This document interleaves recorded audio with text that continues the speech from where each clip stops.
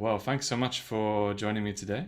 Um, I'm here with Chino Moya, who recently directed Undergods, which is a visionary dystopian film that mixes elements of science fiction, socio-political critique, humour, and psychological mystery to create a truly absorbing and highly relevant film that speaks both to the eye with its impressive visuals, but also to the soul with its disturbing yet intelligent depictions of violence in a failed authoritarian world. So, Chino, can you tell us a bit about the creative process behind Undergods? What inspired this Um, peculiarly haunting vision? yeah, to be honest, the initial drive to make this film was mainly my anxiety of never having made a film because I did some previous failed attempts and it was never I was never able to secure the funding needed to make a film.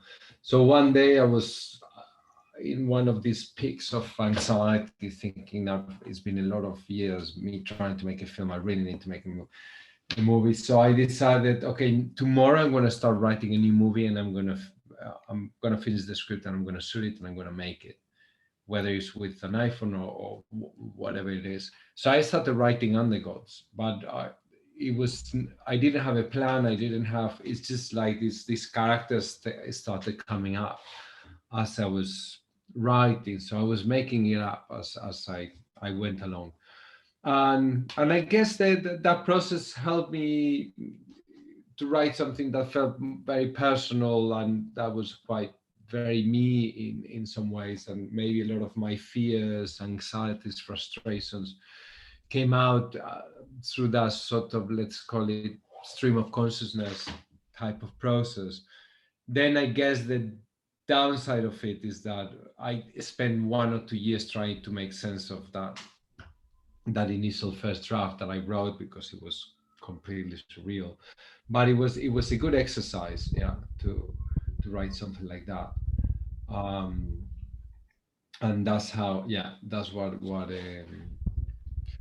happened. And I guess there's an element of in the movie of failed utopias, of broken masculinity, of this sort of worlds created by men in this case, or well, the reality mainly white men, and the idea of fascism, communism, capitalism, neoliberalism, all these different models of utopia, which have been ultimately creations of Western man, and I think how all of those systems or models of society have kind of fallen apart, and I wanted in the movie just to reflect that in a sort of in the bigger picture with those urban landscapes and these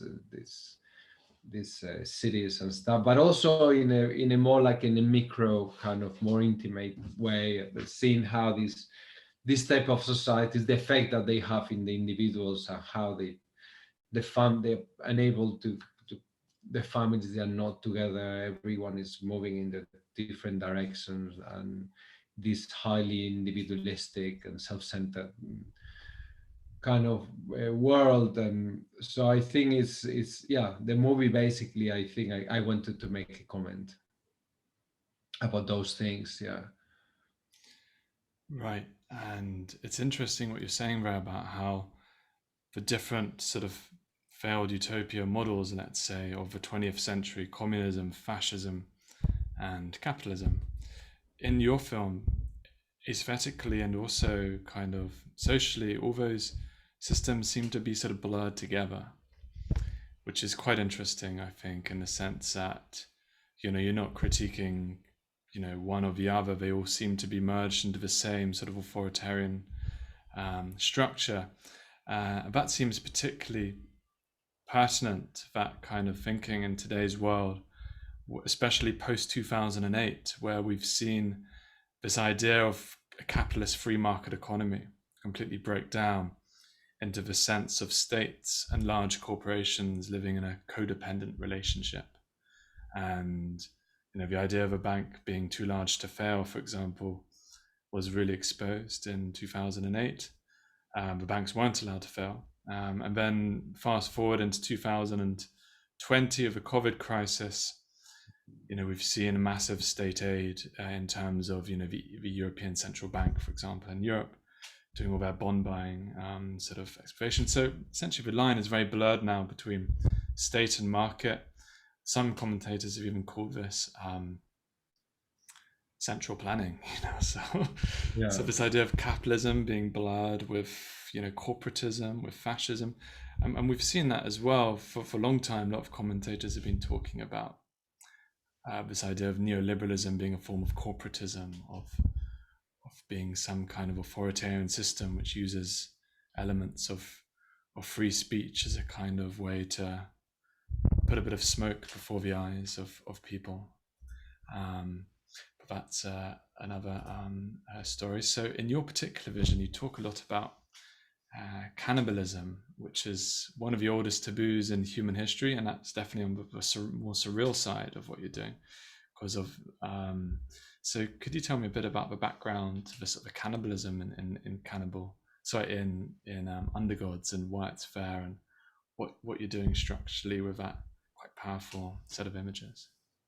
Yeah, well, I guess the idea of men eating each other in a, let's say, in a literal but also metaphorical way, it's definitely something inherent to human societies, and I guess maybe one of the elements of the film, but also of this, that it's impossible to build a society, or still we haven't come up with a model in which of a way in which some people of the oppressor and oppressed, and which is you could make it as a metaphor of cannibalism, like people, or cannibalism is a metaphor of that, just people eating each other and in order to live, and I guess there's an element of that in the movie where humans become absolutely disposable. They're as disposable as cattle, or as the animals, or as the chickens that you see in a conveyor belt that are being turned into meat and for mass consumption.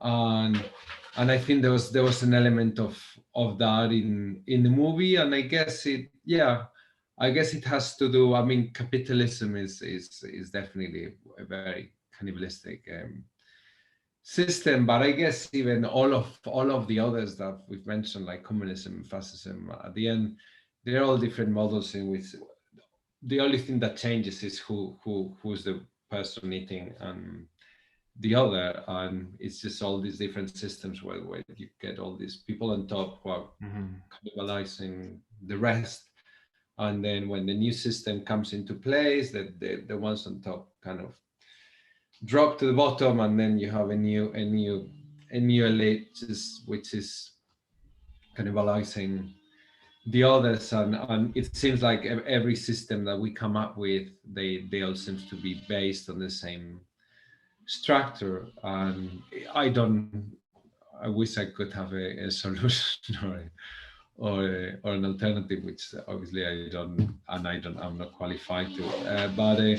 But yeah, I think the movie was definitely, there's a lot about that, and this kind of self-destructive nature of humans, which I think is quite a unique amongst other animal species. I think other animal species, they're not as self-destructive as we are, and I think probably we are very very self. Others, they don't kill each other that much in other animal species, I think, and definitely they don't inflict so much harm to themselves, which so I think cannibalism definitely falls into that. Is a very extreme version of what humans are capable to do to themselves, and I think probably it's one of the ultimate, the most extreme, or one of the most extreme acts that we can do to each other. Yeah. And this seems to be a particularly resonant anxiety to have in the 20th, 30th, 21st century, where it seems humanity, the more knowledge humanity has, the greater capacity it has for destruction and for self-destruction. Yeah, and what is interesting is also how the more we progress and the more we have better technology, better knowledge about ourselves from a biological, psychological point of view. We are able to predict, like we have all these behavioral studies and stuff. So the more we know about nature of about ourselves, about like it seems like okay, this obviously this should lead to a better, but the poorer our living conditions are, the which it is also something that fascinates me, that how precarious and precarious our but not even just the poor. Even when you see rich people, and occasionally when you have a glimpse of the houses of the rich, and you see these pictures, you see these houses where they live, and like wow, that doesn't look like a really comfy, like a nice place to live. Like it's just, yeah. And it feels that we've created a world which is quite hostile towards human beings, and that's what we've decided, that is yeah, progress has turned into a strange thing that mainly favors the economy, which is a very abstract thing. It's just a bunch of numbers and graphs that go up and down, and the well-being of people, who should be kind of the ultimate goal to whatever we do as a collective species, is definitely a secondary thing. And I think and it's only getting worse, and definitely, yeah, the movie was a lot about that, about like this very low cost, precarious world that we created, this very cheaply made, dehumanized kind of environment. Yeah, and I see it more and more. I mean, I just need to look through my window and to see all these crazy, ugly buildings that they are building everywhere, which you see it in every city in the world. Yeah, like that. Yeah, London has a especially vivid contrast between kind of quite affluent areas and quite sort of poor areas of massive tower blocks, sort of really quite next to each other, living in each other's pockets, but also worlds apart. For example, the Grenfell Tower tragedy, really highlighted that. And in your book, sorry, your film, Undergods, I think that sort of proximity and yet distance between the worlds is really well evoked with the story of a merchant and a writer who end up collapsing into another world and getting beaten there because they just don't understand it. They don't know the rules of that world. They've been removed from it for so long. And that sense of alienation as well was really well touched upon in Undergods. Yeah, I guess it's interesting that you mentioned things like Grenfell Tower, which is in West London, in probably one of the Yeah.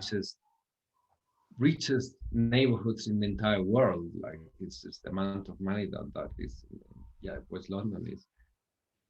And then you have these councils, yeah, this kind of council block, which is cladded with this very cheap plastic, which end up like burning in flames. And I guess, yeah, London, you can see that, but also I've been a few times in Israel and Palestine. I did a couple of projects over there, and I was very inspired with the idea of like just being in Jerusalem, and which is a first world city with all the amenities, all the possibilities that the first world offers to whoever come, to the people that can afford that, paying for them, and just getting on a cab, and just within 15, 20 minutes you'll be at the gates of Palestine, and you'll see this humongous wall, like a checkpoint, layers and layers of fences of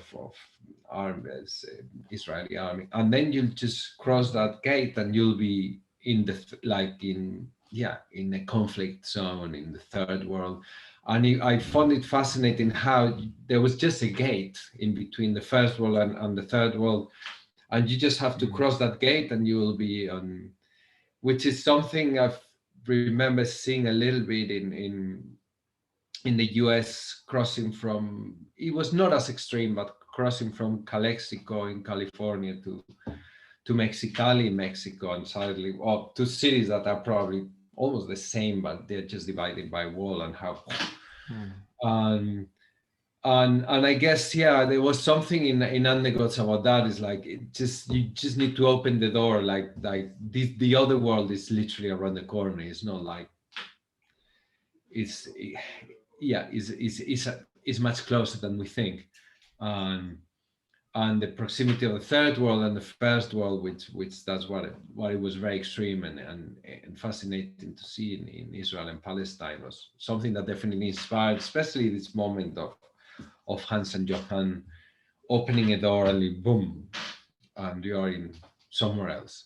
Yeah, a world where there's no law, there's no human rights, there's no, you get killed straight away, there's no nothing, there's no food, there's no and I think that's something, even in Spain we have this, like we have these colonies in Morocco, which, and there was very interesting there was a very interesting picture that went a bit viral a few years ago of people playing golf somewhere in the south of Spain. I think there in Melilla or Ceuta, which are these sort of colonies that Spain has in Morocco. And they have these huge, very tall fences. And you see all these sub-Saharan kind of immigrants just trying to jump the fence or jumping the fence, while these people in the foreground were just playing golf in this very manicured garden. And I think there was definitely an element of that in Undergods, of just this fence, this wall just dividing these two worlds, and those two worlds being pretty much like very close to each other, which even in London, which I only need to cycle 10 minutes from where I live, and the levels, and you can find quite extreme levels of poverty in just 10 minutes down that way. Absolutely. In a very unequal world, the same mechanism that produces wealth is also responsible for producing poverty, as creating wealth for one class of society while leaving the other behind obviously inevitably pushes prices up, makes things less affordable for people who are left behind. And so then you have this sort of one section of society moving away from the other, and the sort of stretch where the middle class just ends up disappearing if you're not on, in a sort of either or have not, as opposed to social mobility, which was more prevalent maybe a couple of decades ago. There's another really good book called The City by Chino Moya. I've read it. Yeah, it's very interesting, those two cities. Yeah, where he puts these cities into the same city, which is very Yeah. surreal, but at the same time you understand what he's talking about. How in London you can be in your sort of your city, let's say, and completely ignore the other city, or completely bypass what's happening, and also that kind of social taboo about even interacting with other parts of the city, about awkwardness, that sort of tension, that strain, especially in a place like England, which is still very classist society, and still has very kind of classist notions of identity, sort of hardwired into people. So it can be quite, difficult to navigate. Totally. No, Maybe as a Spanish person, you're probably kind of almost liberated from that, because people can't put you in a box as much. But when you're English, like, people are very sensitive and conscious about which box they might or might not be in. No, exactly. They cannot tell whether I've been to a public school or I haven't. I haven't gone to any. And in a way, even Spain is obviously inequality exists, but it's a more equal. Like the rich are not that crazy rich, and the poor, they are not as extremely poor. So it's still a very unequal society, but not not of the not what you see here, which is pretty extreme. Yeah, that in the UK is definitely, I think, yeah, probably one of the places in Europe with the biggest. Yeah, I can, yeah, even in my daughter's, she goes to state school, and even just down the road from here, and you can see that the yeah, there's a massive divide between different students. Yeah, they kind of kids of the white kind of affluent hipsters, and the kids of the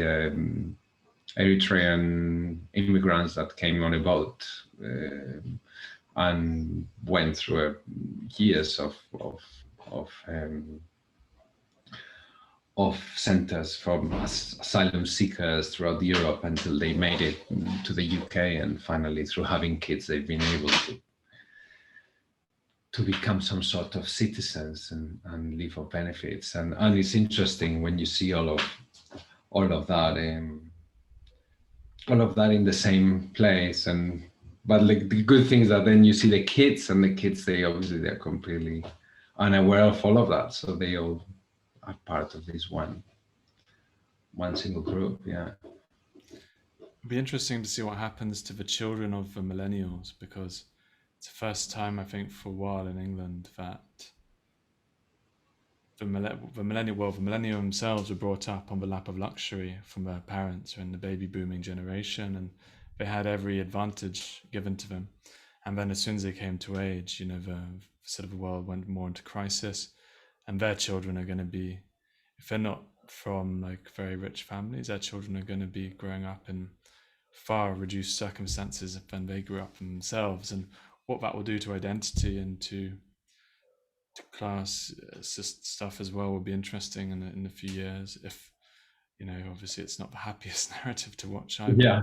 because you want people to, you want to level up as opposed to be leveling down in that sense. But it looks like there's more leveling down going on at the moment as opposed to leveling up. Yeah, no, it definitely feels that way. Yeah. No. Yeah. And the future can look quite bleak sometimes. And I guess this is a kind of question now about like the role of the dystopian narrative in this sort of terrain where things look pretty bleak, and we're trying to understand what we're going through collectively. And I mean, obviously George Orwell's 1984 has a very powerful book, and that it really described a world that we don't want to enter into. And in that sense, it almost acted as a kind of gargoyle, which you can put on the cathedral wall and to ward off, or, where bad things from happening, or a lighthouse, which, to ward, people off a rock. So dystopian narrative can be a very powerful political tool as well, because now, obviously, if there's any kind of authoritarianism in the newspaper, authoritarian measure being introduced by government, writers and critiques can go, but we don't want it to turn into this. And that's even happened a lot recently with, say, Black Mirror. People going, that's like Black Mirror now. As a kind of a useful kind of benchmark against which not to set for standards of today. So I'm wondering how do you perceive the role of a dystopian narrative? I know in Undergods you said there was a lot of personal frustration and lots of very intense reflections coming into surface through the film. Would you say it's more of a kind of passive vehicle for relaying concerns, or is it something that actually can have a very sort of prominent role in our own sort of way of trying to orientate societies in a better direction? Yeah, I think in general, dystopian narratives, they have a very positive role in society. And I think I remember when I was trying to pitch this movie, some of the people that were considering give us the money, they said, "Oh, but this movie is a bit bleak." And I said, I said, yeah, I think bleak and pessimist films, they tend to be optimistic in the message. And because what they are describing a world that is not here yet, but is a possibility. And they serve as a cautionary tale. It's like, okay, just you could end up there, just make let's make sure we don't go that far. And I think in that sense, 1984 was a massive deterrent because it showed people what could happen, and obviously made a lot of people, at least the ones acquainted with the book, and there's like, okay, let's make sure we don't end up there. And I think that's, yeah, dystopian narratives definitely, they have a very important role in contemporary societies, because they sort of show the general public what happens when a society goes wrong. And I think they are very important, even more now more than ever, because we are getting closer. Well, I mean, we finally for the first time had the chance of fully experiencing a dystopian narrative ourselves, like and the world turned into full on science fiction in dystopian place where people wear masks in the street, the dead bodies, trucks loading bodies, a bit like in Undergods. The streets are empty, the shops are closed, there's no food in the supermarkets, there's people dying everywhere, and so I think we finally got to experience it ourselves. And I believe no one had really, yeah, none of us could say, oh, that was great. Yeah, it was horrific. And even here, that at least in Spain, it was a bad one, but then there was some form of a bit more. Yeah, it was not as extreme here. Yeah, we had a second almost 6 months lockdown after the first one, which was like, so yeah, I think after that, I think it's, yeah, I think we've realized that dystopia is not, it's kind of almost around the corner. In some ways, also seeing what had happened in politics, it's like, okay, that's, yeah, the US and the UK, they are not as immune to totalitarianism as they thought they were, and fascism is a very strong possibility. Definitely, the US verts into that, and in the UK we have some form of democratically elected mild version of a truth denial type of politics, where the public is absolutely happy with it and they're ready to vote for these guys again. And so yeah, it's interesting. And I think dystopian narratives, they are deterrents. I really think they are deterrents, and they have a very important role in society. So I hope to to make some more of those dystopian films in the future. Yeah. Do you Yeah. have another film on the horizon now? Yeah, I have a dystopian British film that I'm just working on in some kind of parallel 1980s Britain. It's a bit of a political thriller set up in this alternative history world, and a more like 21st century dystopia set in a uber affluent community, um, and a couple of other things that they are very in early stages. So I hope one of those movies, yeah, gets off the ground. I get it off the ground sometime soon. Yeah. Yeah, great. Well, yeah, I hope also you have good luck in that.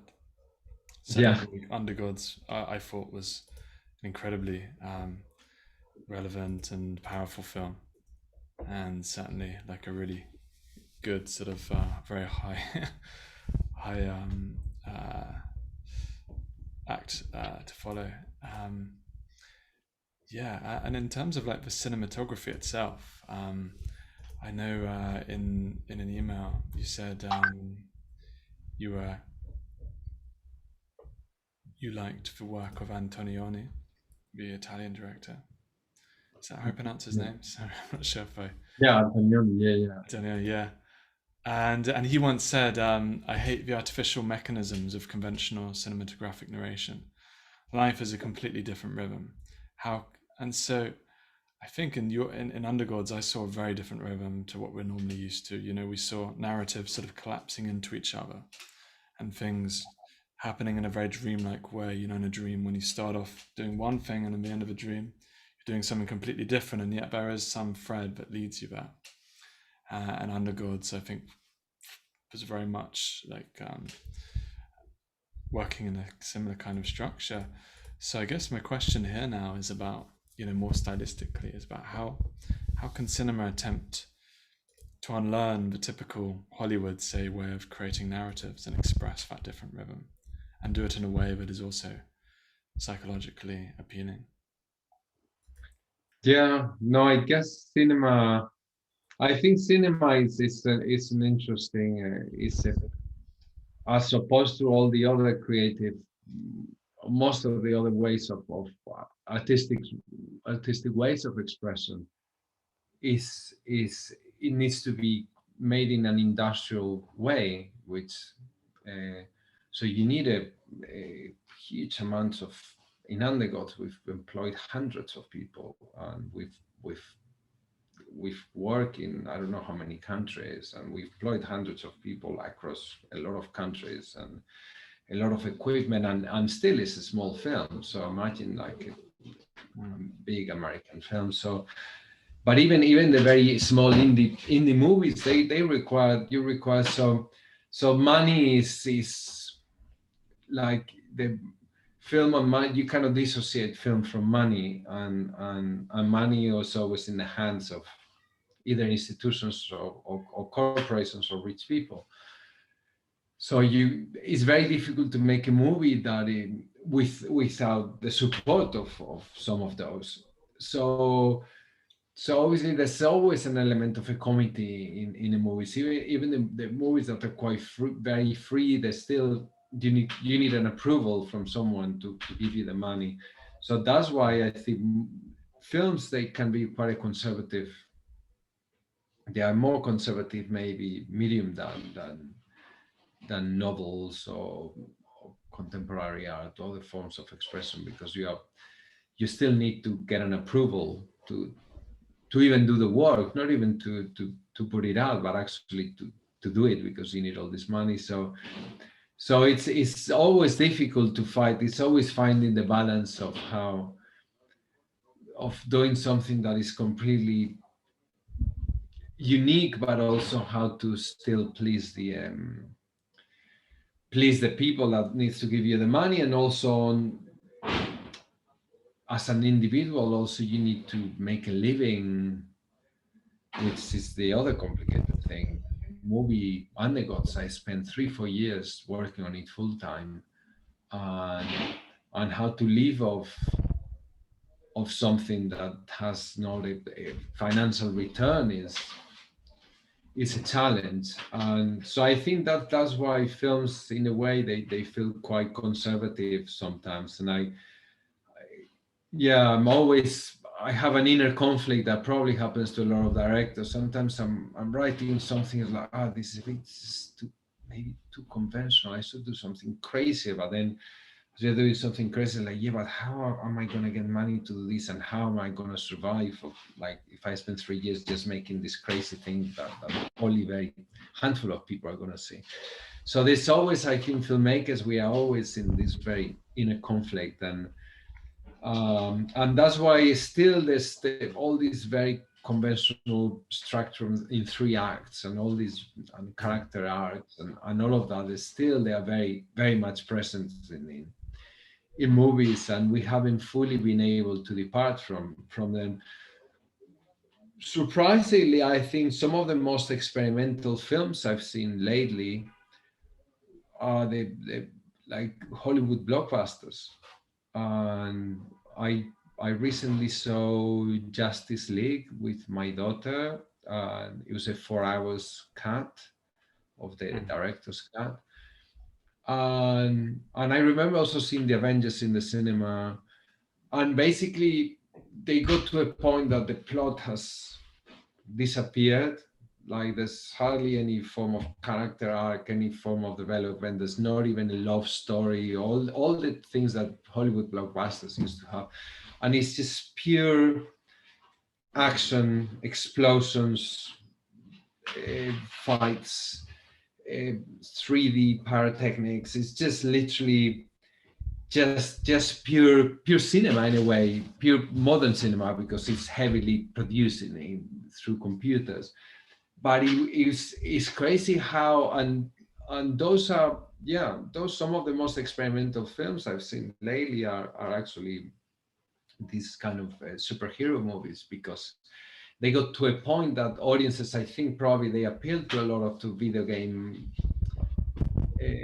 players, and it's just literally just action, pure action and explosions, and nothing else. And the plot, the scripts are very thin, so it's just basically entire movies built on the visuals. um and I was surprised. Yeah, I remember, yes, seeing those films, and I thought, well, these movies are quite, they could easily, a cut down version could be in a gallery, and if you take the Marvel elements and you put it in an art gallery, people will be very impressed, and will find an interesting comment about our society, and about like our kind of of the world where we live. And so weirdly enough, it feels that in some ways Hollywood, that the the big blockbusters, are some of the movies who are actually departing more and more from this kind of traditional three-act structures, and that's heading into a purely cinematic form that is not tied to literature, or any of the oldest Hmm. all the forms of expression. Obviously, they are not the only ones. They are also there. But it was very interesting for me to, because obviously I don't watch those movies very much, and then when I, yeah, watching those two, which maybe I'm less familiar with, I was like, wow, these guys are really going quite far into this very avant-garde and experimental way. So maybe that will trickle down a little bit into the more, and then obviously there's other people doing experiments, but in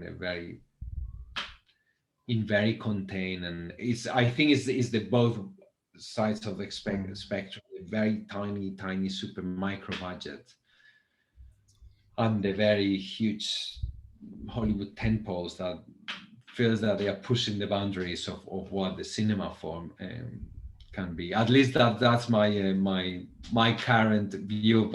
And I'm only saying that because I was very impressed when I saw these two superhero movies, and how they pushed it. Yeah, Interesting. So we could almost describe that as a spectacle for spectacle's sake. yeah, like literally that. Like we know exactly. And because even if when you see the 80s kind of blockbusters, there was always a lot of convention. There was a love story, there were a lot of subplots, and Mhm. subplots that they will converge at the end, and the character will have an arc, and maybe the character will be this yeah, will go from A to B, like this. And these films, it was just literally spectacle. It's like literally Mm. explosions, fights, like nothing else. There's hardly any dialogue, hardly any. It's just, and it's the camera is constantly moving, and it was quite inspiring to see them. And I thought, oh, maybe I should, yeah, it will be good to interesting to do the art house version of this, Hmm. like this kind of outer version of these kind of movies that are only based on its visuals almost. Yeah. So That's maybe what's fascinating. that? I guess the Gaspar Noé Enter the Void, there was an element of that. Like there's films like, and that was it was also quite a big budget movie for a European art house, and I think they had a, yeah, it was a financial disaster. But I think that movie was, yeah, like a movie where the visuals were incredible, and it was not hanging that much in a script or on a story, but just in a purely cinematic form. And so there's, yeah, I guess there's some directors here and there that do that. But again, the experience with Gaspar Noé was like, it was an absolute disaster with Enter the Void, and I think it was hard for him to make another film. Yeah, after that. Interesting. Well, I guess there was also maybe Kill Bill back in the early 2000s, right? Where that was very much like a spectacle for spectacle kind of film. I mean, I don't Yeah, know it too well, but I know there was a scene where it was just with the samurai sword just chopping up people for about 20 minutes. And it didn't really seem to make, it didn't have that sort of sense of character development or tension. It was just kind of more video game-esque almost. yeah, And I think that was a Tarantino film, wasn't it? He was very much sort of playing, I think, the genre there, um, in a sort of more art house way, that sort of spectacle side. yeah. No, more interesting. I've been also watching some of Lucio Fulci's films, which for some reason I've never seen that much. And this Italian horror film director. And some of his movies are like, it's just pure horror with not a lot of coherence between the scenes. Like Mm. just pure like moments of horror one after the other, and the tension is going up and up and up and up and up. And things they don't make much sense from a script point of view, but as an experience is incredible. And I think there's definitely something there. I've been thinking a lot of about, yeah, how to maybe make something that is quite brave and it's just not based on a plot, but on a purely. And the Gods was a very, some moments are like a very timid attempt to do that in a few moments. The initial script was way more like that, but obviously, in order to get it funded, I have to grant it a lot more. But I think this was actually one of the most astonishing things for me about Undergods, of that although the structure was very experimental and you could tell that it was quite well thought through, and it was also, there wasn't a sense like, say, it was also incredibly gripping, throughout the whole. There's a sort of overarching mystery which draws you in. Where, say, for example, if you watch like one of the older classic experimental films, like a Tarkovsky, who I absolutely adore as well. In a Tarkovsky film, you really have to sort of work with the image a bit, because there are moments when you just have to kind of have a bit of patience. There's no sort of mystery there gripping you or pushing you through. You just have to sit back and sort of enjoy the visuals, I think, a lot of the time with Tarkovsky. Um, but in Undergods, I guess, you had that psychological intrigue right from the beginning, which just, in many ways, I think that was it. It was a sort of a mystery sort of implicit in certain situations. It really draws a viewer in and then just keeps him hopping from one scene to the next until you get to the end, which is one of the most hilarious moments in the whole film. Very dark, but absolutely hilarious. Um, and maybe that's like a good question, good sort of point to round off on, because it's been lovely chatting and probably could chat for a lot longer. But I think this is a good point to round off on, and that's the sense of humor. And yes, I know you've cited so Don Quixote as an influence, and Kafka's characters también are kind of quixotic as they go and quest for unattainable goals, say redemption and betrayal, or advancement in the nepotistic bureaucracy of the castle, or maybe even just a modicum of stability in America, which I think is one of his best novels. Actually, it's my personal favorite. So my question here is: can the comic help us confront the harsher aspects of reality? Or do they tend towards defeatism, a sense that things won't get any better, but if we laugh about them, we might at least feel better? I know it's kind of a difficult question, but that would probably be. yeah, I think that's a very Spanish thing, laughing at like, yeah, Spanish things. Yeah, it's quite Spanish thing. Like, well, there's something, especially living in the UK for so long. You see how like I British and people, but also American people, they plan things and they actually do them, and they chase their dreams and stuff like that, which I think people are educated. In Spain, you see a lot of people don't, I don't know, even a lot a lot of people, they to chase a dream, so they're okay with whatever they got, and they don't really push. But then they develop is like sometimes they feel more powerless, uh, but then they laugh more about themselves and about the situation, and they find a sense of humor into this Mm. mundane moments. And I think that's a very, yeah, that's quite a Spanish thing, just to laugh about a bit about tragedy and about like your daily or your current existence, and taking a lot of weight out of of the heaviness of daily existence through humor. And I think that's definitely, and I think that sense of humor, I try to put it a bit in Undergods. I like this. Yeah, I think that the Spanish sense of humor is quite an interesting. It's not as articulate as the British one, which is a very different type of humor. But the Spanish ones, yeah, comes more like from a. It's more like an intuitive kind of form of humor. I think that, and I think I try to have. There's something quite existential. There's some form of existential humor, I think, in the Spanish character about, yeah. And I think some of that was in was definitely in Undergods. And yeah, Kafka has that form of yeah, existential humor as well. And Don Quixote like definitely has is yeah,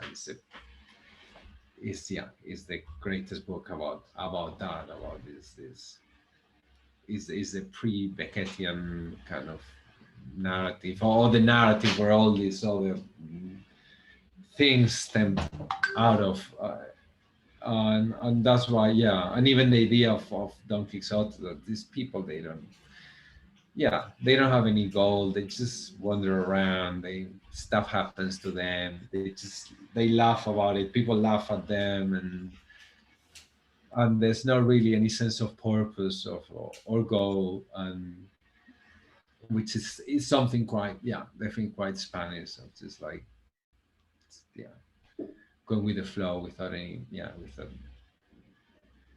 without heading any way, was, yeah. And definitely there was something about the narrative and the gods of like just of this thing that was pretty much heading into nowhere, and with something that in the clips of Antonioni, which has no humor at all, is a movie that I love but has no sense of humor. It was amazing that it's a movie that has no end. Like that, definitely the movie finishes, but you didn't. There was not a build up. It was like, I don't know. These two characters were gonna. They were meant to meet. They were gonna have a date or a meeting, and the movie finishes. I remember the first time I saw it, I was like, what? So it just finished. There's no ending. There's no build up towards the ending. There's no climax. There was no resolution. There was nothing. It just boom, the end. And it changed a lot of things for me. I think that sense of this movie without an ending, and this sort of absurd, completely absurd form of finishing a movie. And I think that always had stayed with me, that sense of the sense of the absurd, and which again is something absolutely Spanish. That yeah, there's a, Spanish people love absurdity. I love absurdity too, and so I think that was definitely very present in Undergods. Yeah. Great. Wow. Thanks so much for joining me today. Some really insightful comments there. And if anyone hasn't seen Undergods, I definitely recommend it. Really powerful and thought-provoking film. So, and also very beautifully shot. Cinematography is excellent. So, um, well, thanks again for the conversation. Thanks a lot. Yeah. Thanks so much for having me. Yeah. Yeah.